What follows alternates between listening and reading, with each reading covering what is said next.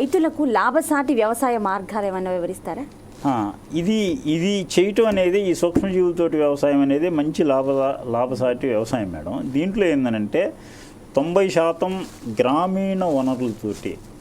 ఇప్పుడు కెమికల్ వ్యవసాయంలో ఏంటంటే రైతు తన దగ్గర తను సొంతంగా ఉత్పత్తి చేసే ఒక్క వస్తువు లేదు. విత్తనం కాడి నుంచి, పురుగు మందు కాడి నుంచి, పెస్టిసైడ్ కాడి నుంచి, తర్వాత భూమికి ఇచ్చే ఎరువుల కాడి నుంచి అన్నీ కెమికల్ వ్యవసాయం మీద, కార్పొరేట్ కంపెనీల ఉత్పత్తుల మీద ఆధారపడి వ్యవసాయం చేస్తున్నాడు. రైతు అనేవాడు పెట్టుబడిదారుడు అయ్యాడు, రైతుగా లేడు.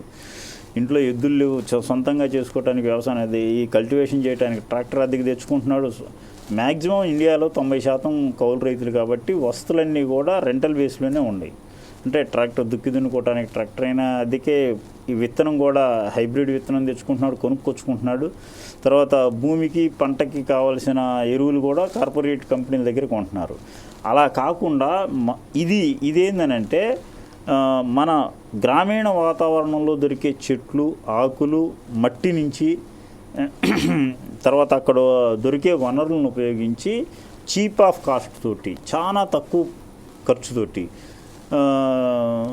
ఆ వనరులతోటి కలిపి ఈ సూక్ష్మజీవులతోటి ఈ సూక్ష్మజీవులను సొంతంగా తయారు చేసుకోవచ్చు. కొన్ని కంపెనీల దగ్గర కొనుక్కొచ్చుకొని పంటల మీద పిచికారీ చేయటం ద్వారా లాభదాయకమైన, ఇప్పుడు కెమికల్ మార్కెట్లో ఉన్న వస్తువులను వాడితే రైతుకు అయ్యే ఖర్చు కంటే 50% తక్కువగా అదే దిగుబడిని ఈ సూక్ష్మజీవుల వ్యవసాయంతో తీయొచ్చు.